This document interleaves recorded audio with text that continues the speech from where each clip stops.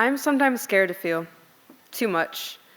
All I think I've done is make bad decisions, and it's always ended badly for me. For at least half my life, I struggled with my mental health. Developing anxiety at a young age had me questioning my existence and how I looked. I attached myself to people because most of the time it was unintentional, because I felt like I wasn't loved. It started when a few of my classmates would laugh at me, call me flat or ugly. And as time went on, their comments got more intense, and it drove me into the depression that I felt comfort in. I lost most of my friends, and I pushed away all my family.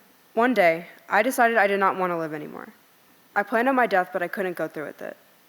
There was a small voice in the back of my head telling me to give life another shot.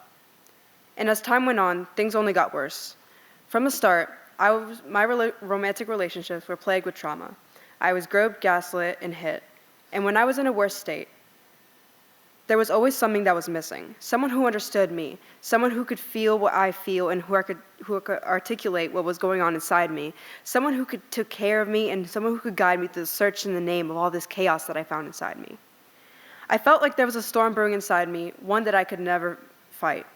I was drowning and nobody noticed. Some days I wanted to die, and on others I already felt dead. As the years drew on, my condition improved. Nevertheless, I felt sad because I didn't want to feel alone. It was scary to be alone with my thoughts, sometimes because I knew that they would spiral. I sought love anywhere I could find it, and for a while, I did. I was genuinely so happy. I went a whole year without thoughts of suicide or death, and I felt like a whole new me, like the other one was a thing of the past. Although I was happy, I didn't deal with any of the trauma in my past, and it caused that relationship to come to an end. I felt nothing. I was numb. I went back to that familiar place of sadness that I found comfort in. A month after it ended, I was sexually assaulted by a guy who I thought was my friend. I felt the whole world was against me. I lost myself and the ability to trust and love I had just 2 months prior. I felt used, and I let others step all over me because I felt like I needed to have a purpose. All this brought me to an all-time low, and yet that voice in the back of my head persisted. I didn't know what to make of it, but as the year went on, I picked myself up. I only had 2 options, and I chose to fight. I wanted to discover who I was, what caused my thoughts, questions, and emptiness, and how I could feel, name, express it, and find myself in this chaos, and how I could make this chaos in the world change. About 6 months ago, I decided it was time to make a change in my life. I saw my best friend go through something similar, and she inspired me to get better. I was done letting my trauma define me. I wanted to be the girl that everyone in my life knew I could be. I went through a development and growth that I never envisioned until recently. I'm an introvert, someone with an extra sense, and I feel, see, and think things very deeply. This has always been something that has gotten in my way, because I feel everything so intensely, and it can cause me enormous damage. I learned my lessons from this, and I formed my vision and my passion.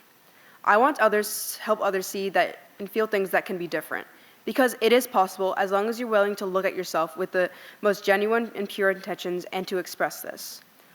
I've learned to forgive the people who hurt me because I knew that's what a God would have wanted for me.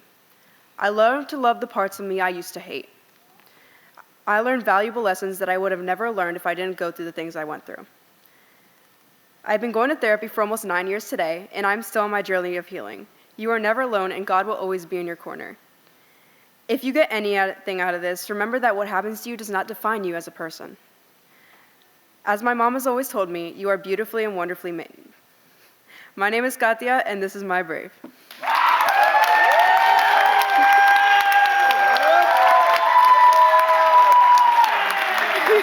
Awesome. Thank you.